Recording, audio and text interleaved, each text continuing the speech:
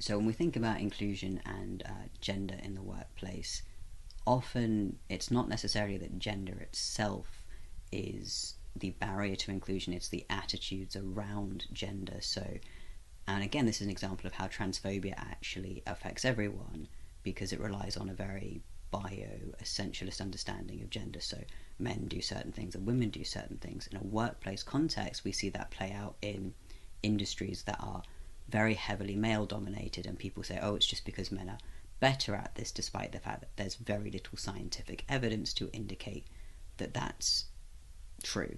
And so when we then push for inclusion, it can be easy to come up against those stereotypes and to see the battle for sort of gender equality as in opposition to sort of trans issues, when actually they're part of the same coin. It all relies on really pushing against gendered stereotypes and actually working out what is deconstructing the notion of what is women's work, what is men's work, and pointing out that, to be honest, it's all just work.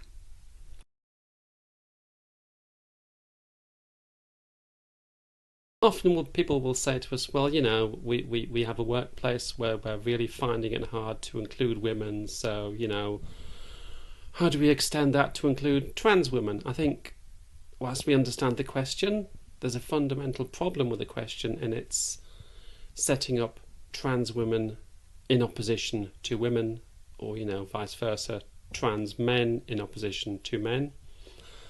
And I think we would pair that question back and say, well, actually, the first thing you need to do is to just accept that trans women are women. They come under that grouping of women, and that therefore anything you're going to do to seek to improve and increase the representation of women in your organisation, A, will, it will benefit all women, and B, trans women should be included in that, because again, anything you're going to do to increase understanding and awareness and practical changes so that women are able to fully participate in your organisation and have those same chances as men, that's going to help everybody. Yeah, and I think often when workplaces are struggling to include women, it can be basic things like infrastructure. So I've definitely been in places that were heavily male, and it took them ages just to get sort of female toilets, etc. Or thinking about menstruation products, all of that kind of thing.